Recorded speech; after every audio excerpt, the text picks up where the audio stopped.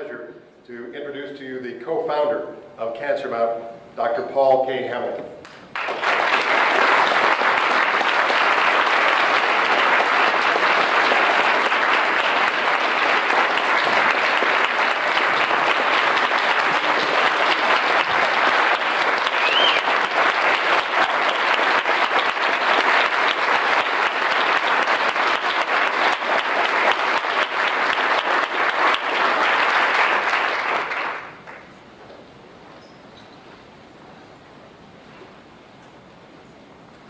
I think I'm speechless.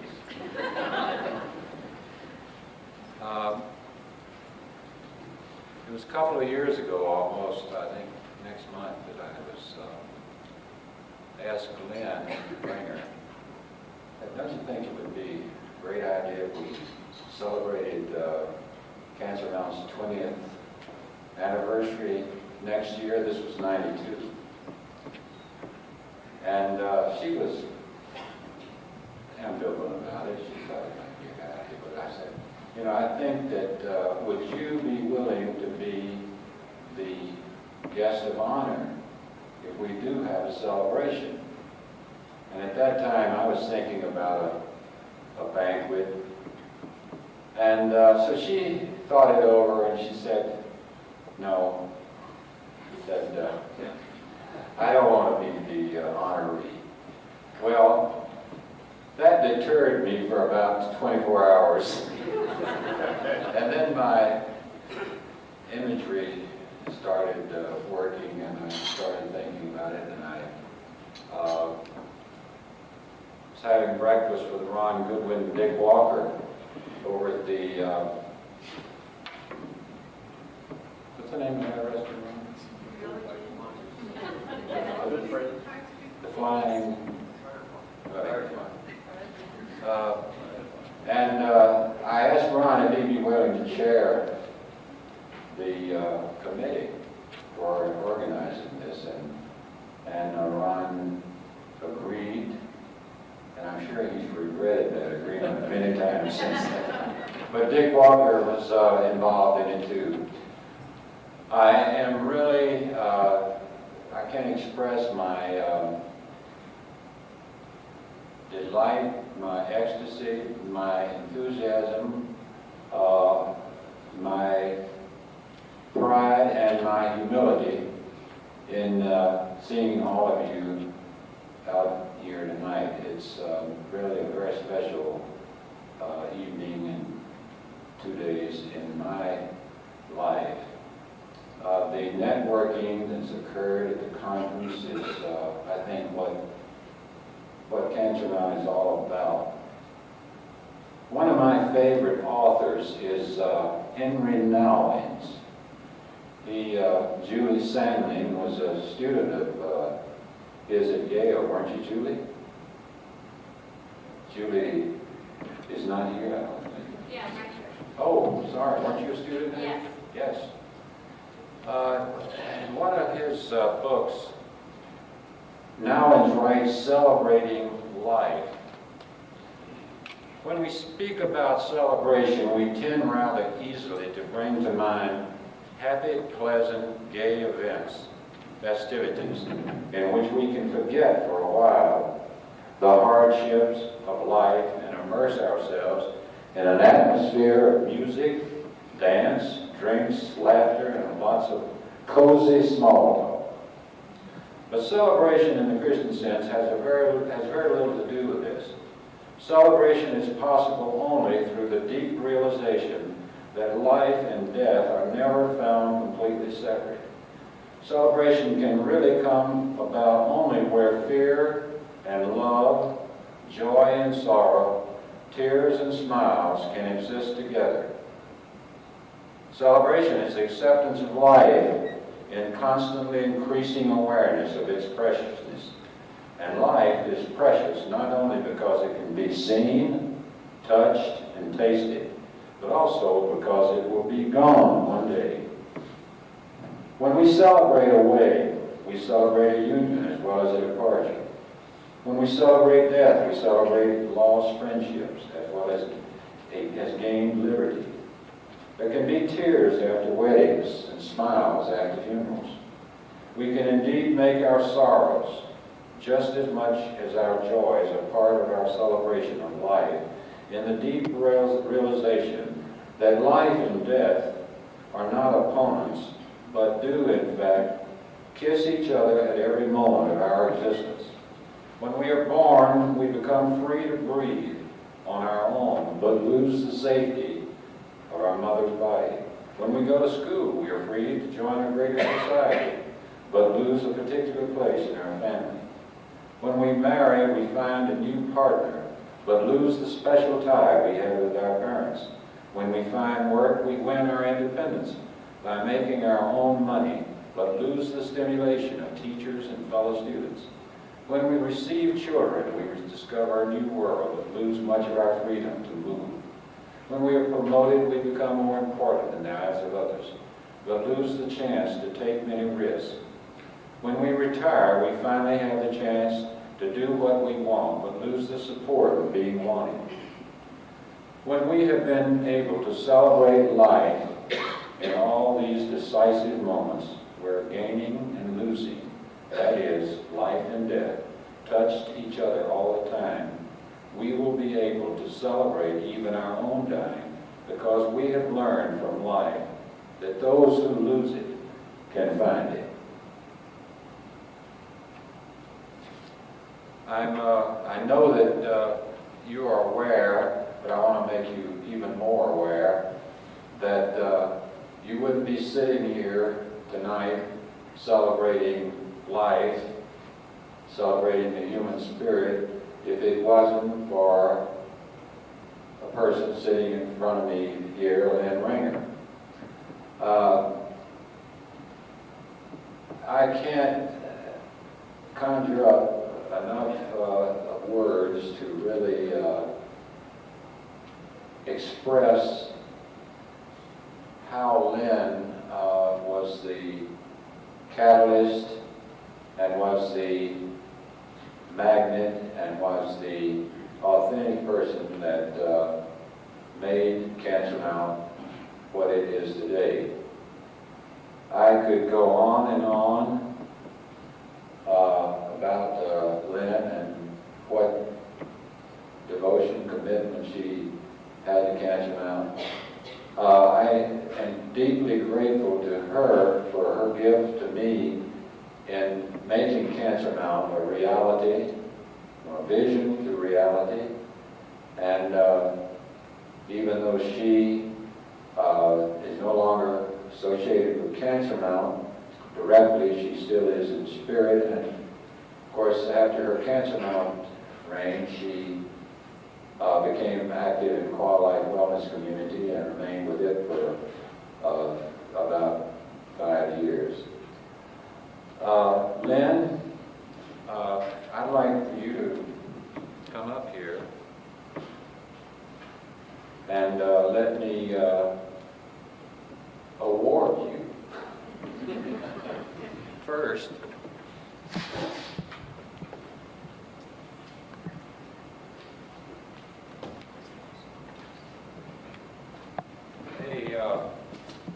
a very dear friend of yours and of mine painted this for you, and he wrote a note here. He wanted to be here tonight to give this to you, but is unable to, but asked me to be sure it got in your hands. And he writes, subsequent to its original hanging, this watercolor painting of Mount CanSurmount, done on location, is to be given to Lynn Ringer as a gift from the artist. Lynn has not only climbed this mountain, but has also surmounted her own physical mountain. She has gained the personal admiration of the artist, Dr. George Kirkman.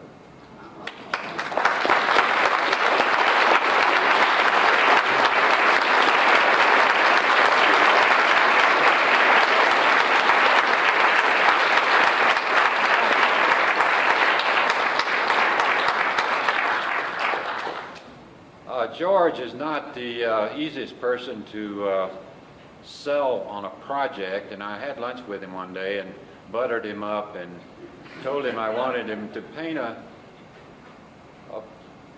portrait of the mountain for Lynn, for the celebration. Well, after I told him it was for Lynn, he was really a soft touch then.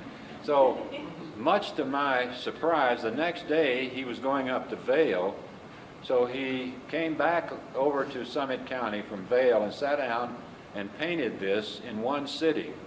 And it's just a great gift.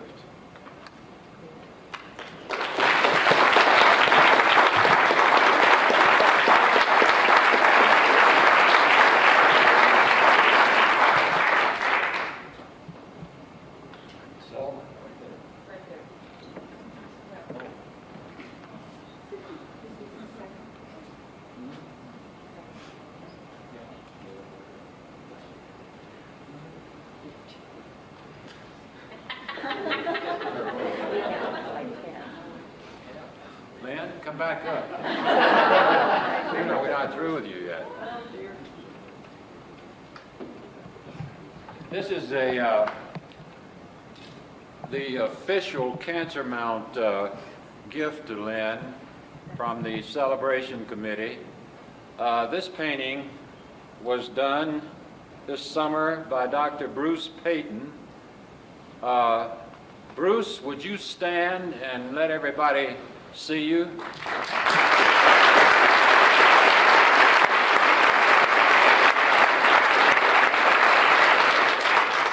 You may recognize this as the painting that we used on our posters as well as on our programs, and it is certainly, I think, just a superb image of CanSurmount. And so you're going to have to start a gallery, Lynn, with all your paintings.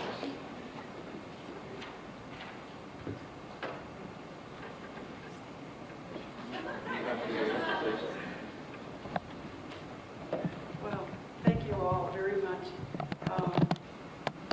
Dr. Hamilton's very humble about this co-founding business, and if he hadn't opened the door for me and for all of us, none of this would have happened. I think we needed a physician and somebody credible in the medical world to allow we lay people to enter patients' rooms and start this saga. So it couldn't have happened without him, and I hope you all know that. This is a very happy evening for all of us and for me for sure. I'm not happy about one thing though, and that's that cancer is still around. It's been 20 years now, and we can celebrate what we're all about and the continuing good work of volunteers and professionals all over, but we can't celebrate that cancer's not gone.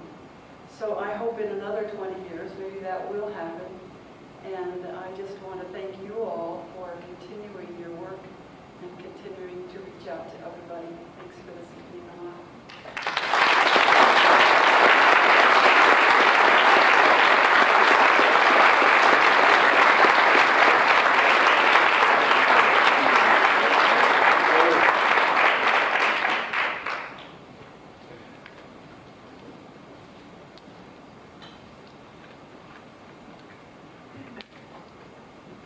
You know, Lynn, I think Mark kind of knows how you feel about being the center of the celebration. We were talking over there at dinner that we don't know what's the hardest, facing our diagnosis of cancer or coming here to the celebration. I'm honored to be able to present an award to a woman that has inspired and been so much a part of my life, my survival. And it presented some problems of a couple of unsolved opportunities. Number one was that I was wondering how I was going to get through this presentation without having a heart attack. And I think the other one is that I picked up the book on the current book on political correctness to see how I should do this. And I was reading through there and it said, well, you should, give all of the titles that the person has had and all their accomplishments and Things like, she survived 3 cancers, primary cancers, had a heart attack, a bypass surgery, started the CanSurmount program at St. Joe Hospital, and been involved in national cancer movement for some 20 years. But that just didn't hit me, the spirit of who this lady is and what she's really about. Those are facts and things that happened to her along the way. And it's not the spirit of CanSurmount that I have known. And so I thought what I would do, as being a rebel since I've had cancer anyway, is kind of do something different. I wrote a little story that hit upon a title that the American Cancer Society mentioned yesterday, and that's You Made a Difference. When I read this, I would like you all for a minute to think that we're into a time machine right here. And that it's spinning around and it's taking us back in time to the year of 1956. Many of you maybe know that year significant in your lives. And I want you to visualize that God, with a host of angels, is surveying the activities of mankind upon a planet called Earth. And as he was passing with his host of heavenly choir over Colorado, they were stunned and heard a prayer of distress. Oh God, why have you deserted us? Did you lie when you promised that you would never leave or forsake us? Is there not one person in the whole world who can understand how we feel? Who has experienced what we must endure? Who cares enough to give us hope? They noticed that the prayer was coming from a little room with no windows, a room full of cancer patients, a waiting room. Cancer patients were waiting to take their daily radiation treatment. Paint was peeling off of the stairway walls leading to the patient's waiting room located in the basement of St. Joseph Hospital. The room was filled with people with despair, no hope, pain, helplessness. So bad that even the doctors and the nurses at times felt helpless to help. Imagine a tear coming to God's eyes as he noticed the element of all hope was almost completely vanished from the souls of all of the people, cancer patients in this room. And he says, I have heard their prayers, and they shall be answered. All the angels started to sing with joy, and they started saying, send them another doctor, send another researcher so that they may find a cure for cancer. Send another nurse to bandage their wounds, a social worker to listen to their problems. They were excited and they said, Father, tell us how you shall answer these difficult prayers. All heaven becomes quiet as God starts to speak. And he says, all that you have asked, I have sent to them already. Doctors, nurses, researchers, and social workers. It is only by sending them love, understanding, and hope can I fulfill the true essence of their request. Revealing one of life's great paradoxes, God said, I can only answer their prayers by sending the answer through one of their own kind. So I shall answer these prayers by sending understanding, love, and hope through a person who has cancer, a woman named Lamar. Astonished, one of the angels asked, you mean that woman sitting over there with the other cancer patients whose smile is pointed downward? The one whose uncombed hair and pale face and downcast eyes reflects her state of despair. Father, just listen to how inward her thoughts are. Cancer. Why me? I'm not one of these poor patients. Knowing what the angels were thinking, God with a tender voice says, I tell you, one day you will watch as this woman gets out of bed, looks into the mirror, and with an act of courage will put on some lipstick. That will be the day that she takes her first steps towards a life more abundant. Jesus suddenly remembered what God had been told him many times, that to a life more abundant always starts with one small act of hope. A small hope, like a small seed in a rich soil, will spread throughout the world 100-fold. God goes on to explain that because she has had no one to help her through her cancer experience, she will come to understand what the cancer patient needs. Because she now feels despair, she will learn the value and the power of hope. Because of a doctor named Paul Hamilton, and through an organization of CanSurmount, she will become my carrier of unconditional love. Because of St. Joseph Hospital will listen to the patient's cries for help, a job will await her. With the help of many caring doctors, nurses, and volunteers, and through CanSurmount, she will be one of my channels for understanding, love, and most of all, hope to thousands of future cancer patients. One angel, still astonished, says, "How can this be? She is only a meek little housewife.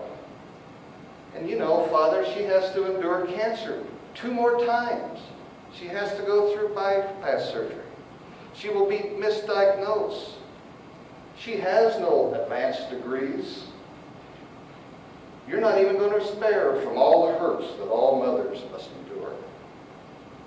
Because of all of this that she must endure, where will she find the strength to continue when people she becomes close to dies year after year? Father, how is this possible?" God, with a compassionate and loving Father, answers, "As I once told the Apostle Paul, my grace is sufficient." I want you to now come in the time machine with me back to the present. And I want you to see God again with his host of angels, viewing the activities of mankind upon this planet called Earth. And as they pass over Colorado, they pause for a moment and listen to some of the thoughts coming from cancer patients who have been treated at St. Joseph Hospital. "My name is Nancy. Lamar, you were there with me when I took those first scary tests. In the final days, I slept almost all the time. But you would come in and just sit there by my bed so that I would not be alone. Oh, Lamar, what a difference you make." "My name is Art. One Christmas Eve, you and some of your volunteers came to my hospital room and sang Silent Night. You told me how much you cared and then said goodbye.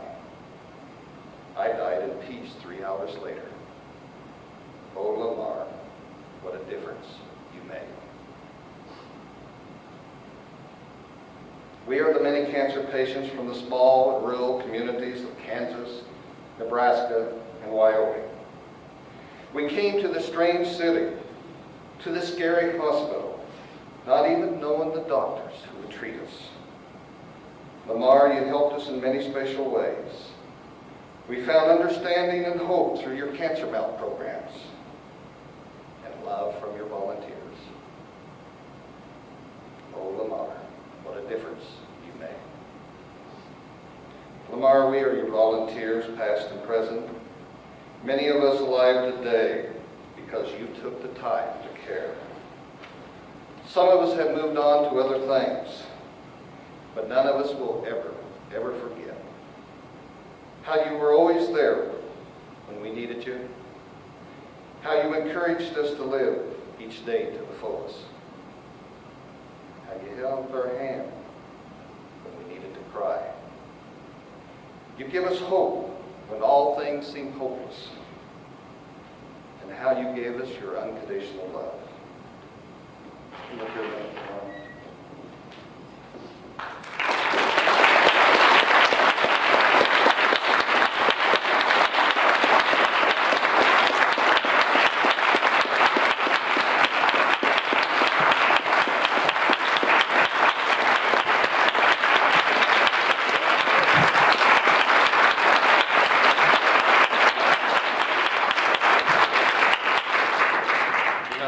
Lamar, they haven't built any statues of you. And they haven't given you any honorary degrees.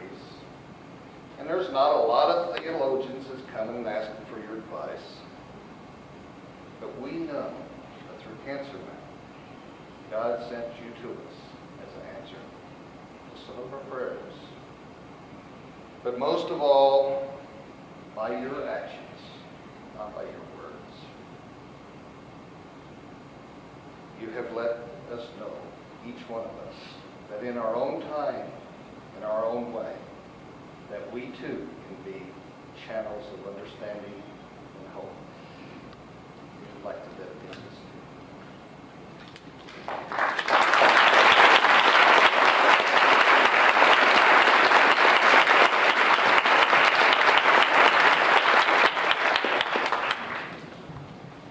There's so many people I need to thank.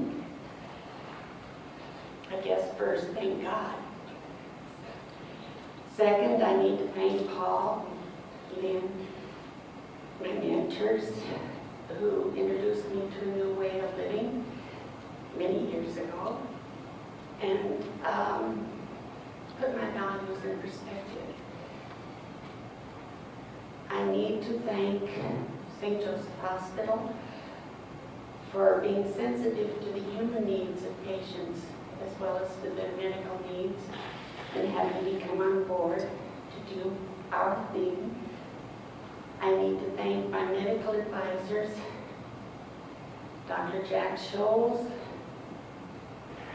Dr. George Kerfman,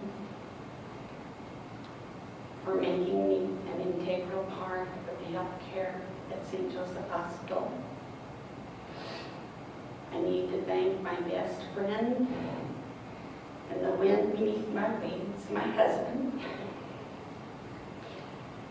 But most of all, I can only accept this award on behalf of all those volunteers and coordinators throughout the years. We gave them a map, and they took the journey, and thousands of people have been helped. So it's all of you I thank from the bottom of my heart.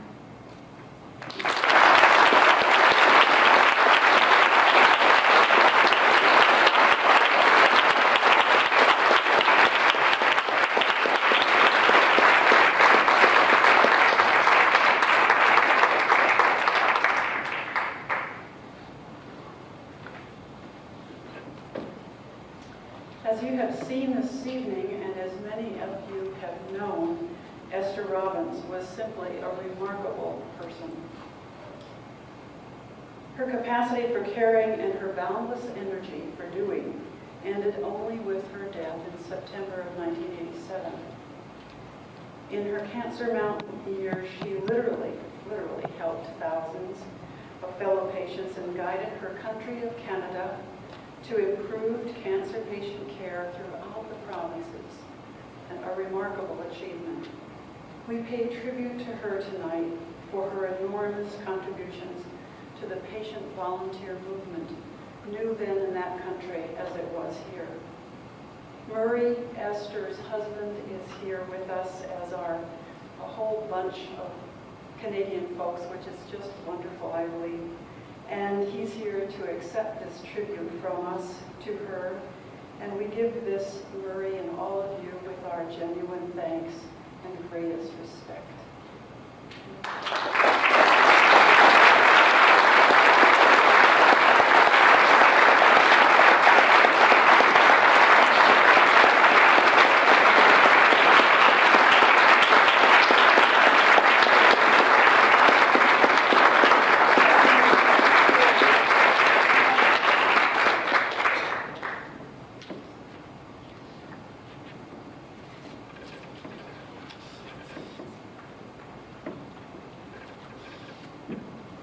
What a tough act to follow. First of all, I'd just like to say hello to all you marvelous people. This has been a tremendous weekend for all of us that have come down to Denver. I got to tell you, about 2 months ago, I got a phone call in the evening, and this voice came over the phone. You don't know me, but I'm Paul Hamilton. And I said, I know you. I know you. We've never met, but I know you. In 1979, Esther was asked to come up by a lady that's sitting over here, a lady named Lynn, who was then the patient services chairperson for the Alberta division, to come up and take a look at this program, this CanSurmount program that Lil felt very strongly was needed in Canada. And Esther had just finished 5 months of total radiation and about a year of trying to recuperate, and was just beginning to come out of it. And got here, spent 2 days with Lynn, Paul Hamilton, and the group that were here at Lamar, and came back. It was the first time from the time she had been diagnosed in '76, she came back about this high off the ground, and it's fantastic. And I got to tell you that I'm convinced that the message that you gave her and the mission that you gave her gave us 11 extra years.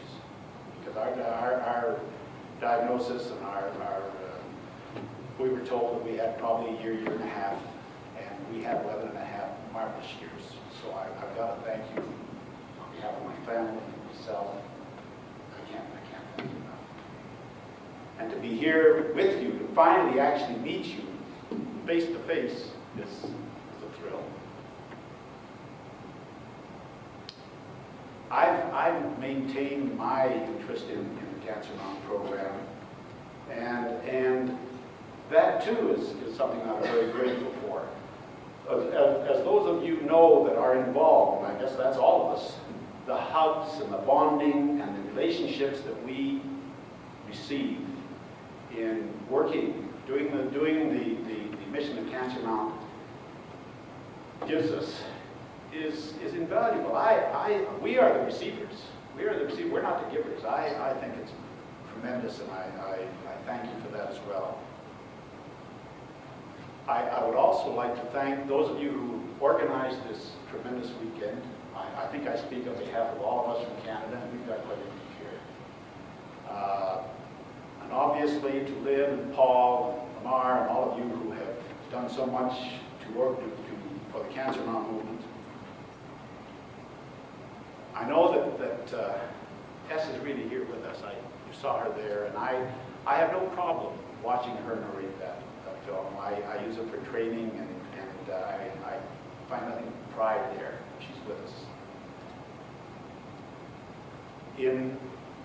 About a year after Esther passed away, the Alberta Nursing Association asked my eldest daughter, to write a biography of something that they could have in their records. And she sent out letters to friends and classmates and family and on over a period of about 2 years. And we published a book, The Esther Madison Robbins Story. And I know that Lil sent a copy of it to Lynn, and I was remiss. I really didn't do much of a job. And I was just asking Lynn tonight, and she said some guy by the name of Paul Hamilton borrowed it and forgot to return it. So Lynn, it's going to be my pleasure this evening to present you with your own copy. And Lamar, I know that you too knew Esther from way back, and I would like you, and I know that she would like you to have a copy as well. So I will bring these to you. Again, thank you very much. Now, which one is it? I think this is it. On behalf of all of us from Canada, this will hang. I have an Esther Robbins room that at home. It will be there, and I know that she and all of us are very, very proud to see this on your. Thank you very, very much.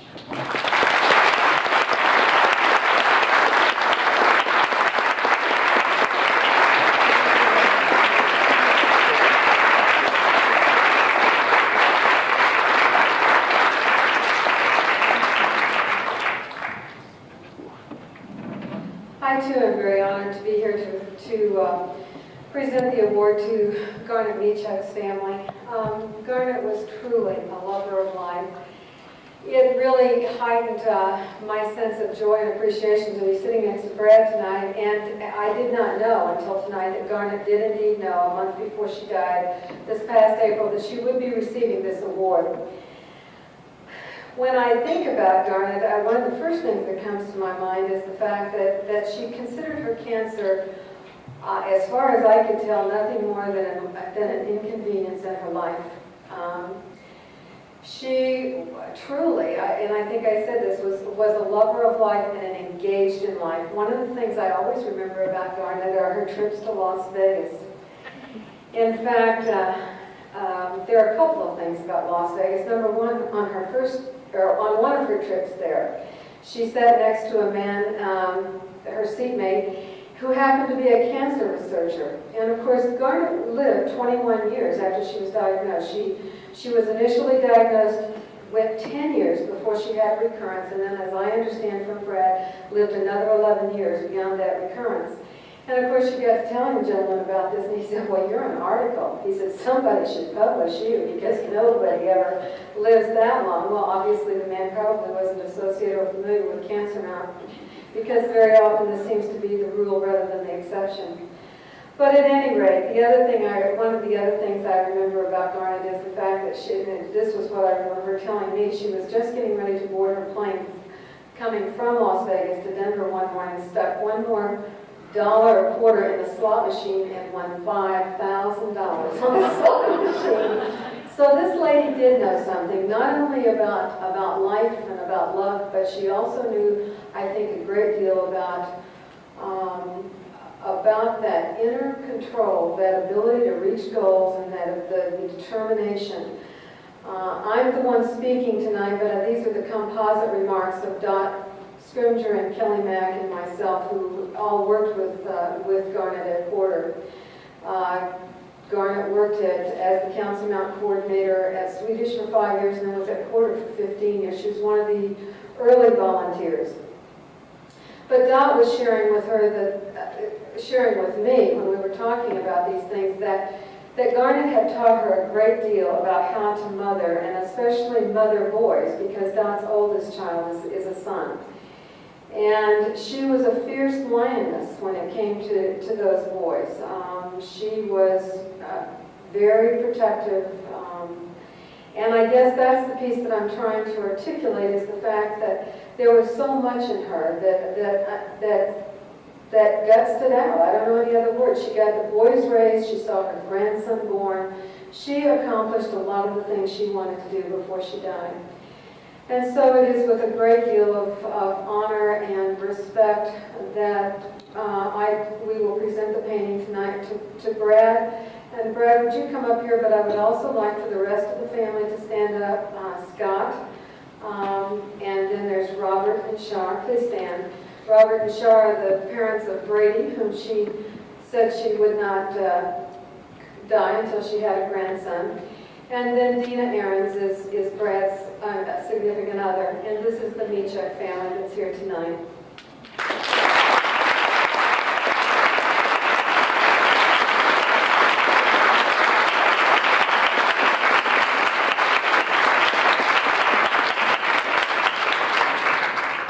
The tribute on the back of this painting says CanSurmount Peak by Bruce Payton, presented in loving memory of Garnet Michuk, who as a CanSurmount volunteer inspired all whose lives she touched by her deep faith, courage, and perseverance.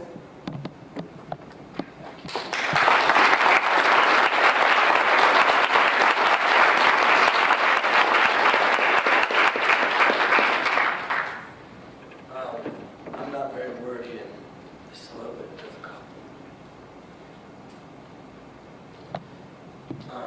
My mother had cancer from about the time I was 6.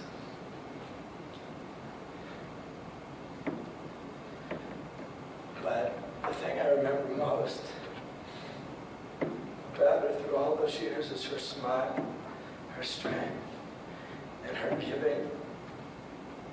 Just a positive outlook on life. And so I'd like to thank God and all of you, Lynn and Dr. Hamilton, and all of you, because it's through this program that gave her the strength to go on through 6 recurrences and 21 years up until April of this year. So I thank you all. What you do is great. It's wonderful. And I don't hope that I can touch a micro as many people with love and friendship and understanding and caring as you all do. So it's really us who thank you and thank God for her life. Thanks.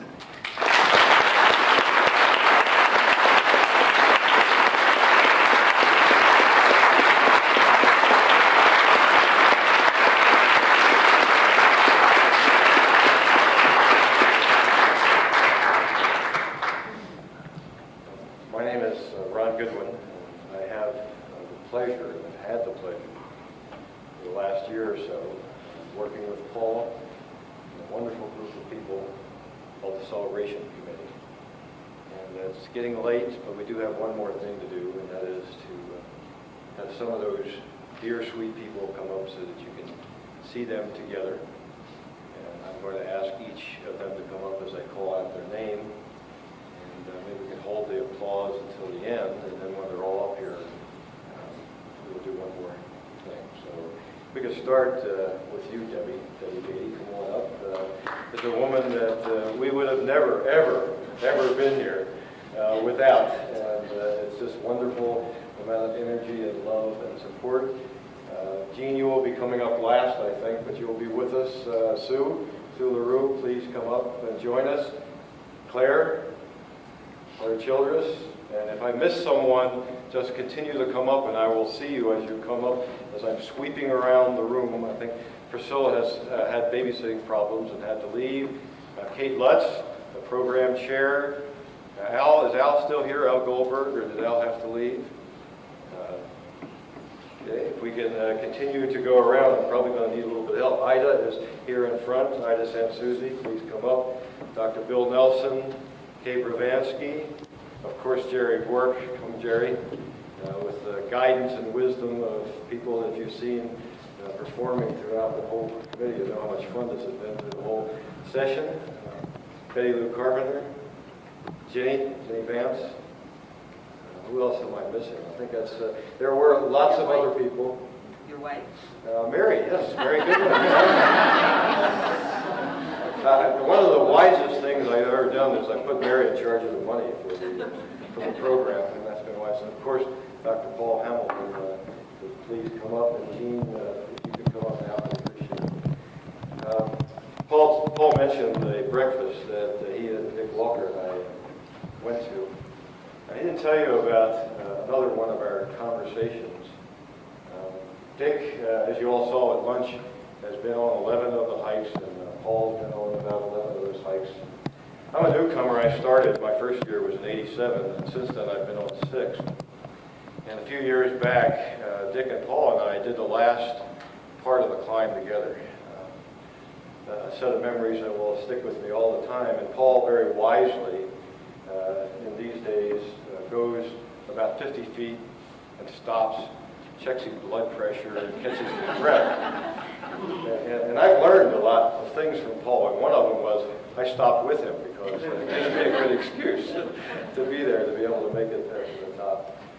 We talked about some of our loves of lives, about Joseph Campbell, about Eastern religion and Western religion, and as all of you who know Paul, just those kinds of conversations that just kind of roll on, that touch the spirit and everything about life.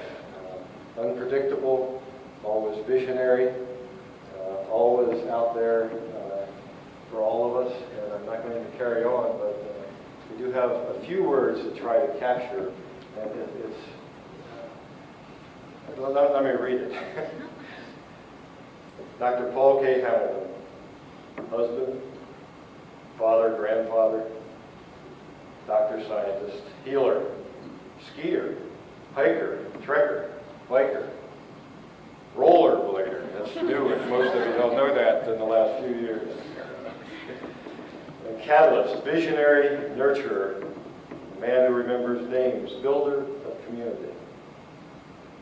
Enabler, supporter, charmer, thinker, co-founder of CanSurmount. we, the CanSurmount Committee, present this painting to you, the original from Bruce.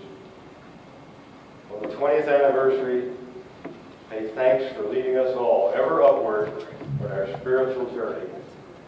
The climb to the peaks. Dr. Payton.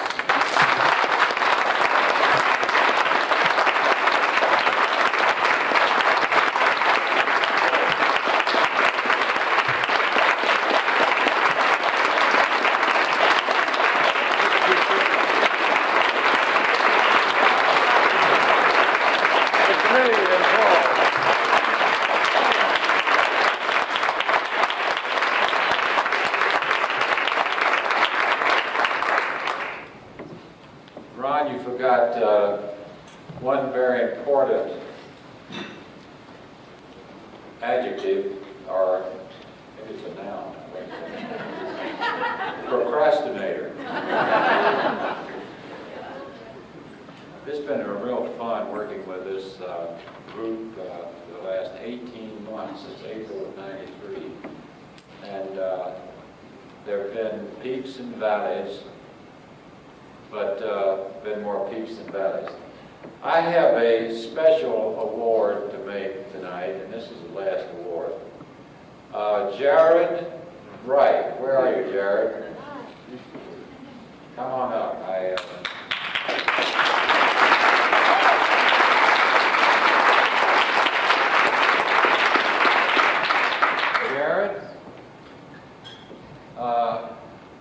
Jared is the youngest cancer mountaineer. He climbed the mountain this year and was one of the first that have made it to the summit, to the saddle, and then one of the first that made it to the summit. Last year, Jared was diagnosed with Hodgkin's and had chemotherapy for 6 months, right? 4 months. You lost your hair. I shaved it off. He shaved it off. But I want to present you with this CanSurmount pin, Jared. And want me to pin it on you? You better check this pinning. Hang on, stay. But Jared was an inspiration to all of us, and his spirit, his courage, and his camaraderie was just great. And Jared, I also have a copy of this portrait of Dr. Payton's to give you later. Okay? Okay. Thanks.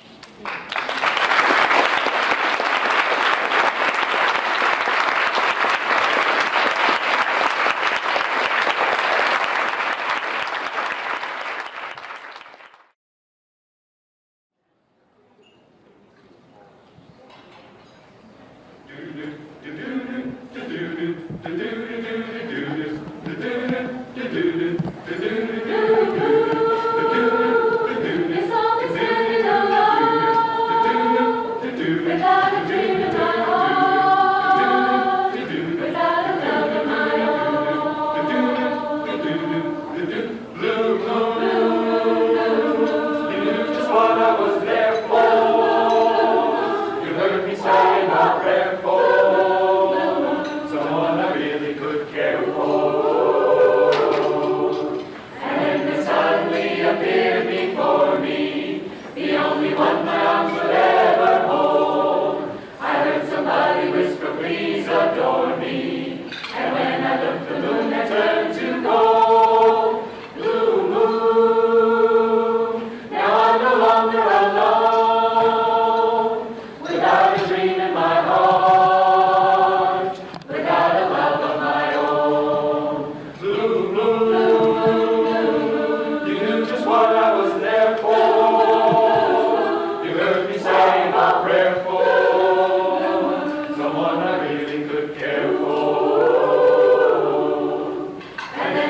suddenly appeared before me, the only one my arms would ever hold.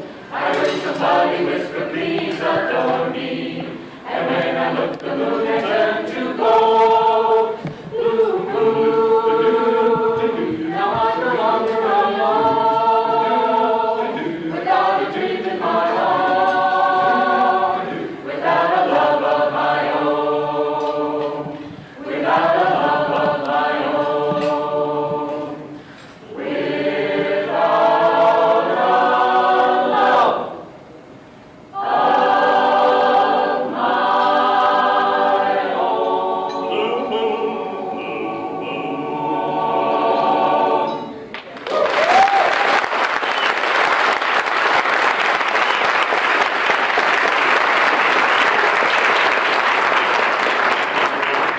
Thank you. We want to thank you for allowing us to be a part of your weekend. I know that you're in a conference, and we just want to say how much we appreciate what we know you do as volunteers and professionals. We think it's really neat, and we really appreciate being a part of that. And we also appreciate Cap Hamilton.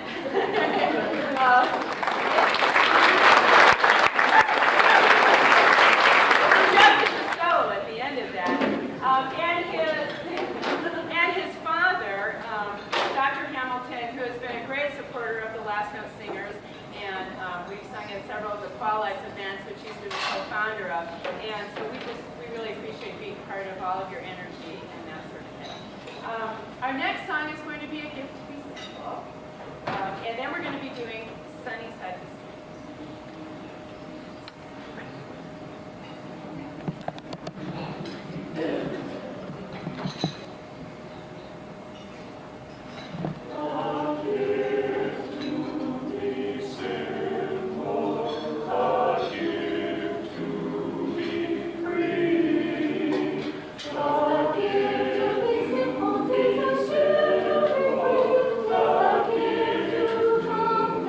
Where you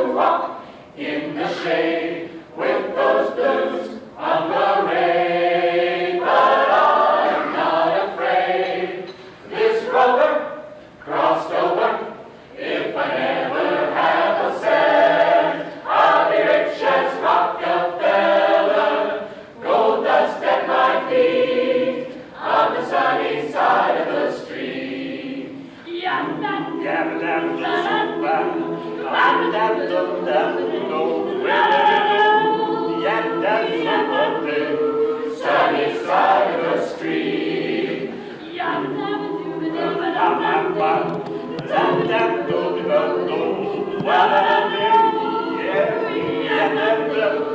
Sunny side of the street. I used to walk in the shade with those blues on parade, but I'm not afraid.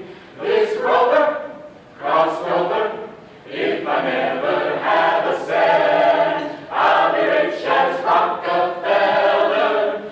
Gold dust at my feet on the sunny side of the street. On the sunny side of the street.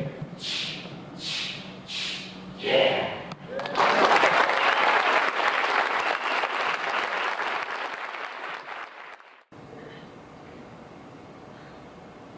If I had my ticket, Lord, can I ride?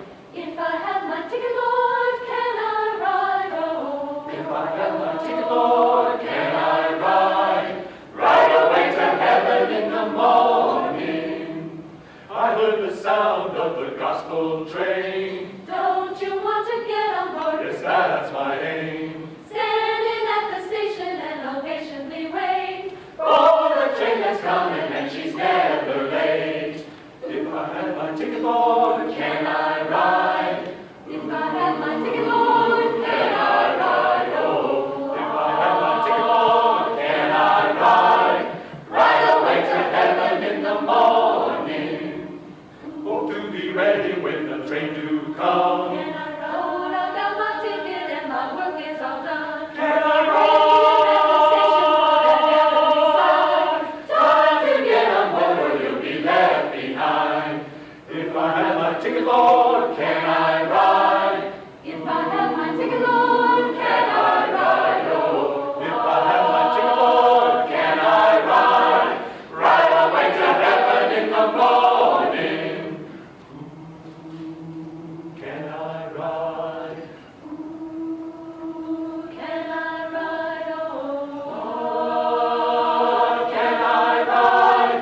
Ride away to heaven in the morning. can I ride? Can I ride? Can I ride? Can I ride?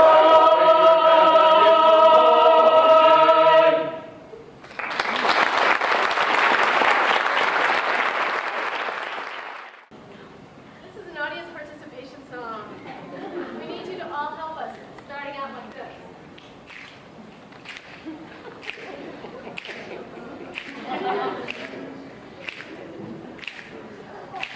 Oh, good.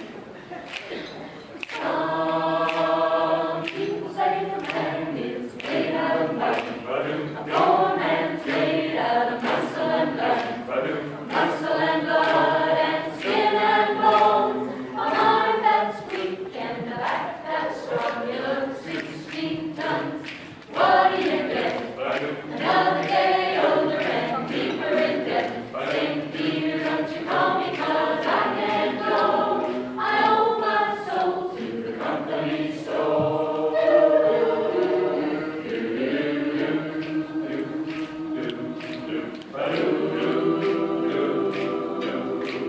I was born one morning when the sun didn't shine. Picked up my shovel and I walked to the mine. I loaded 16 tons of number 9 coal and the straw boss said, Well, bless my soul. you load 16 tons, what do you get? Another day older and deeper in debt. St. Peter, don't you call me 'cause I can't go. I owe my soul To the company store.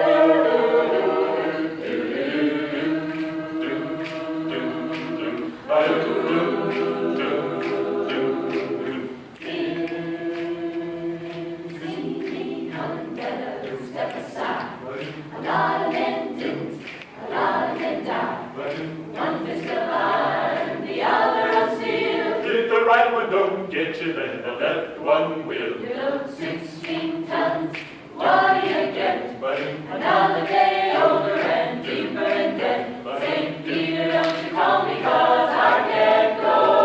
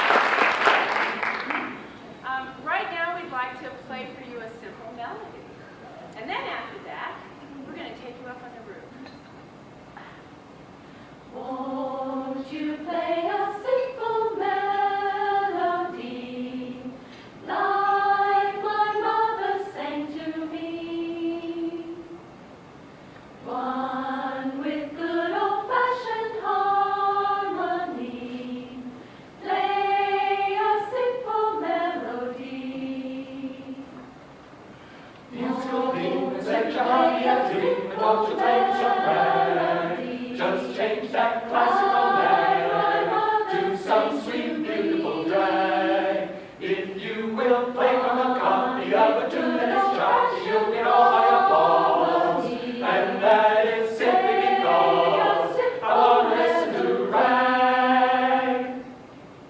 My heart is palpitating from all the syncopation when I hear a band. And when I'm with my honey, my feet start acting funny when I hear a band. It's really not surprising, my temperature keeps rising when I hear a band. So pardon all my swooning, my crazy way of crooning when I hear a band. My heart is palpitating Take the money of dreams, won't you play me some rag? Just change that classical nag to some sweet, beautiful drag. If you will play from a copy of a tune that is choppy, you'll get all my applause. And that is simply because I want to listen to rag. And that is simply because I want to listen to rag.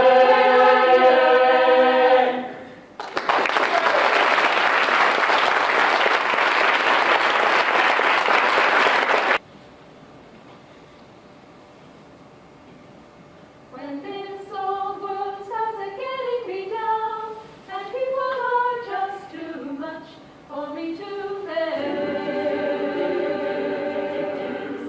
I climb way up to the top of the stairs, and all my cares just drift right into space.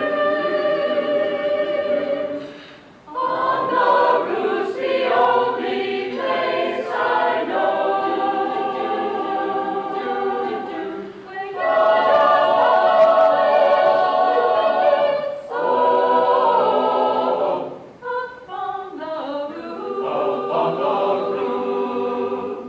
When I come home feeling tired and beat, I go where the air is fresh and sweet. I get away from the hustling crowd and over rat-race noise down in Broad Street. At night the stars put on a show for free. And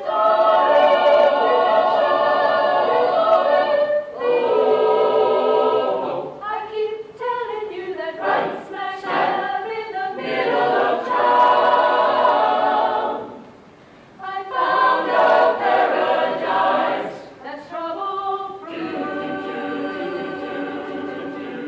And if this old world starts getting you down, there's room enough for two upon the roof. Upon the roof.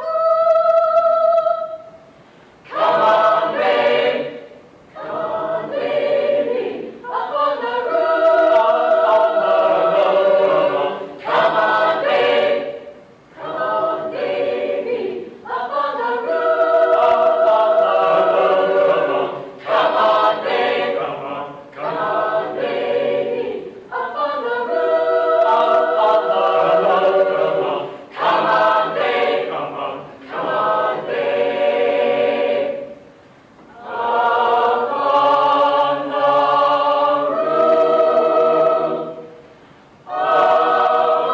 Come on, babe. Upon the roof.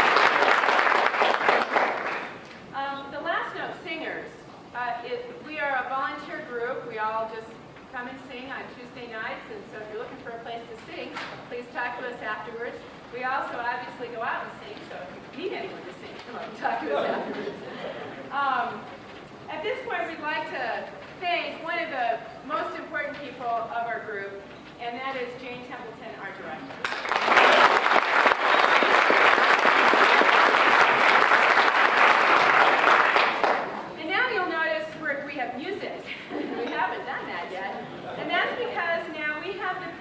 us singing with you. And these songs, I understand, are were written by Francis Folger, who was a CanSurmount volunteer. The circle of caring is love that was meant for sharing of life's joy and sorrow, with hope for each new tomorrow. The days come and go, and somehow we know that others have come this way. That is the kind of peace that we find to cope with the cares of each day. The circle of caring joins those who have gone before, with those who are striving to know what's worth living for. Together we'll stand, we'll go hand in hand, they can surmount every care. Till out of the night, the circles of light to shine on us everywhere.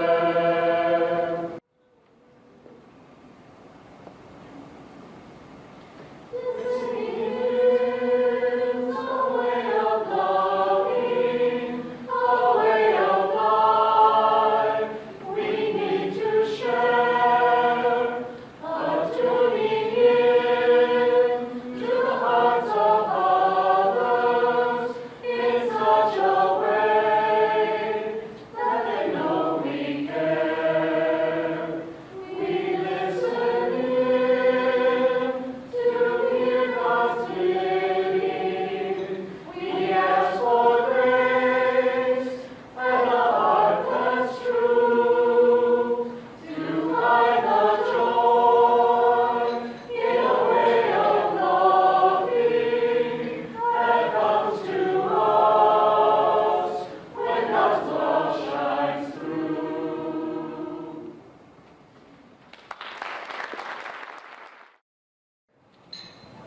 There are some wounds that only pierced hands can touch. There are other wounds that knowing arms can embrace. Perhaps not to heal the wound, but to gentle the pain. On wounded healers, we ask your blessing. You simply ask us to make more gentle our bruised and wounded world, to be compassionate of all, including ourselves. We thank you for bold souls who gentle us, for wounded ones who heal us, for pierced hands that touch us, and compassionate arms that embrace us.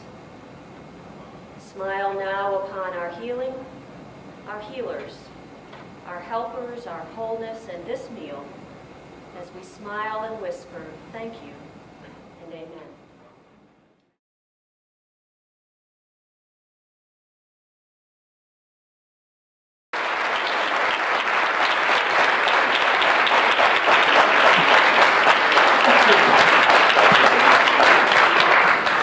I appreciate you allowing me to speak before the meal or during the meal and just keep eating.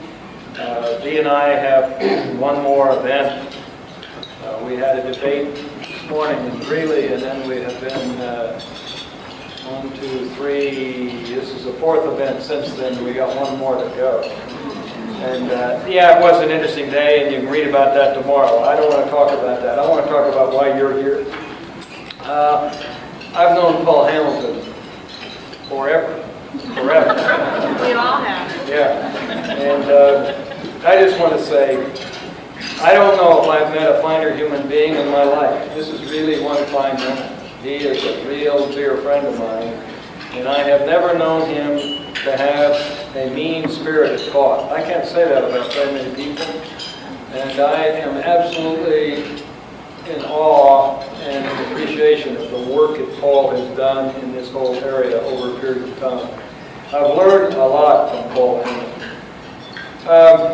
About CanSurmount, I did not focus upon this until, let's say recently, and I mean in the last 5 or 10 years. And I'll tell you how it came to me.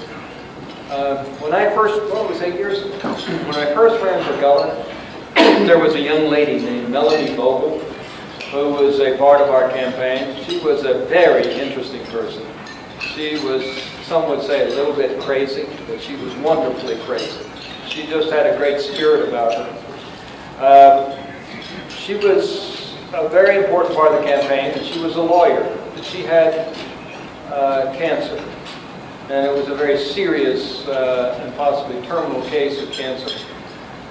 When I made the transition after I was elected to the governor's office, I was trying to say politics is over. What we now need are the very best people to run this government. And I was really not allowing the loyalty of somebody who had been in a campaign to, quote, earn a job in the government, if you can understand that discipline.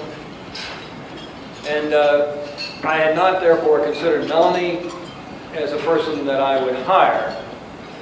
And one of my other campaign aides came to me, a very senior aide, and said, "You're going to hire Melanie Vogel." I said, "Wait a minute. Melanie is ill, and I'm not sure she can really function."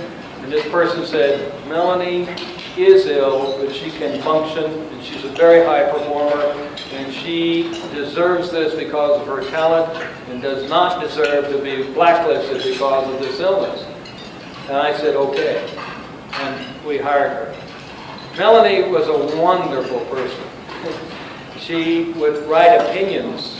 Every time I appointed judgeship, she would write an opinion about the 3 candidates. She'd do 25 or 50 calls on each one.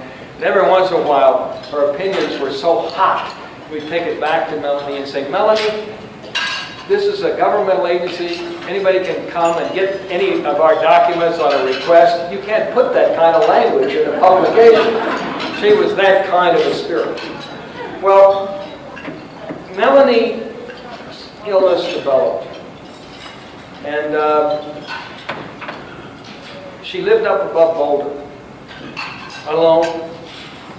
And she began to carry her oxygen bottle to work. And we had become to love Melanie.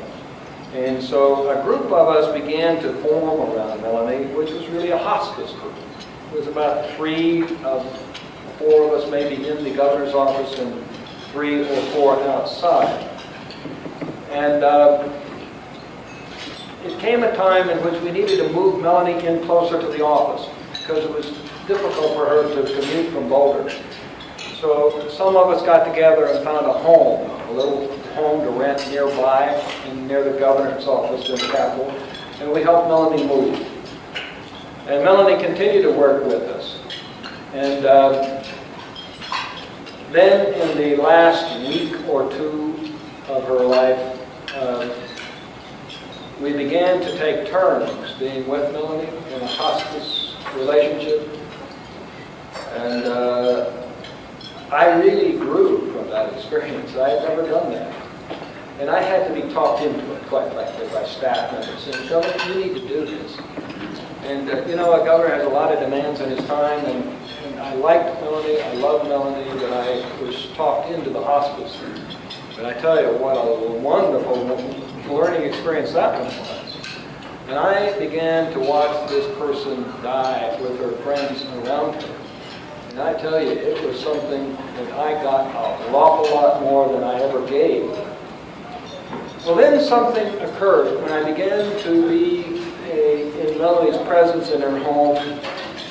I found her sleeping, cuddled with a teddy bear. And I got to tell you the story of the teddy bear. The governor quite often will get gifts, and every once in a while, when I get a gift and somebody is giving me something, I'll turn to a staff member and say, "Hey, take care of this, or use it, or give it to somebody, or whatever." One day in my office, I don't even remember what it was, but somebody gave me this teddy bear. And I turned to Melanie, and I said, "Melanie, I'd like to have you have this teddy bear from me." It was an idle gesture. I didn't think about it in a serious way when I did it. But when I began to see Melanie in the last days of her life cuddle the teddy bear for comfort. I then began to get the message. Melanie then had to go to the hospital. She took the teddy bear with her. And she was a lawyer, and she had written very specific instructions as to what to do on her death. She wanted to be cremated, and she had written specifically she wanted to be cremated with the teddy bear. Now, you can begin to see the education of Roy Woman in terms of, and this is not the first time this has happened to me in my life, but in which I had a casual gesture of something that turned out to be very, very important to the person who received it. And one really internalizes those lessons as you go. Well, I remember the last days of this relationship, sitting on the porch with Melanie and with a group of friends. And I remember being in the hospital the hour she died, and being in the corridor with a group of 7 people who were caring for Melanie. And I thought at that moment, I hope that when I die, I have that loving group around me, whoever they are.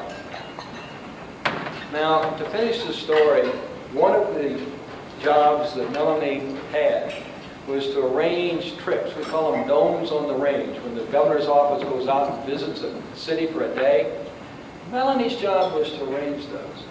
We had one scheduled in Pueblo, and it was being arranged by Melanie in the last month of her life.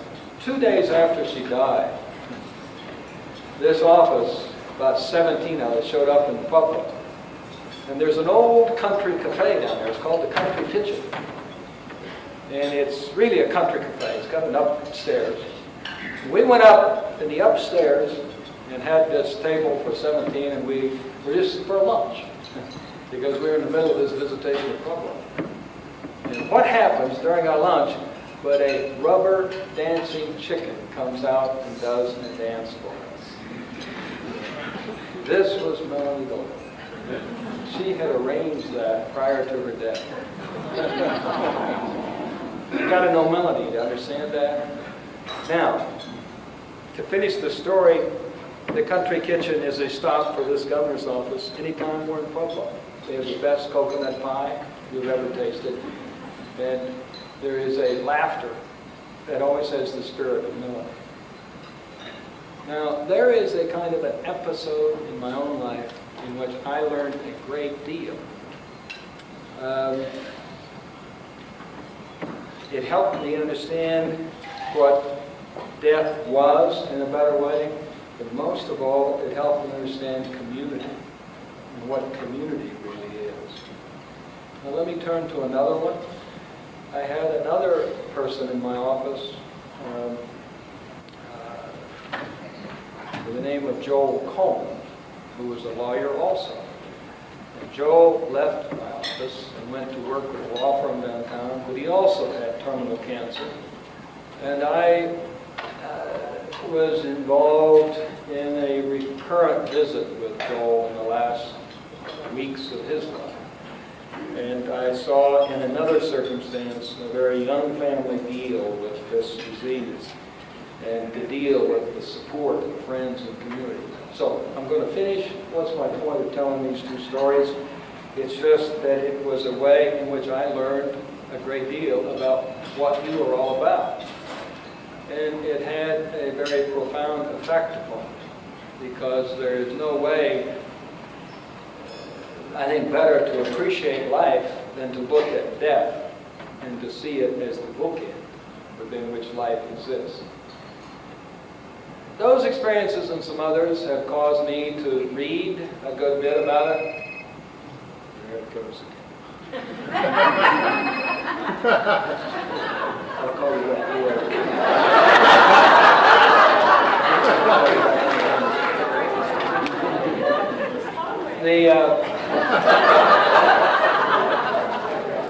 The life of a double. Let me conclude Paul shared with me some other books to read,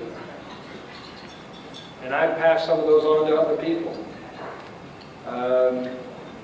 But I have very much appreciated the introduction of Paul and CanSurmount and these circumstances to understanding what is involved in the community support of one who is in a terminal disease. And I got to tell you, it kind of strips bare all the irrelevancy of life. It really does. And these experiences, I think, have made me a better human being in the sense that I'm better able to sort out what's more important from what is less important. And I don't do idle acts of friendship in such a cavalier manner anymore. And I'm also very sensitive that life is an encounter. It's an encounter. One-on-one, sometimes in groups. And you always need to be open to the kind of possibility of relationship that is involved in that encounter. What's the story of the teddy bear? I had a relationship with Melanie that I didn't fully understand until she died. Now, it's good that I finally understood it. It would have been better had I understood it more while she was alive. Thank you.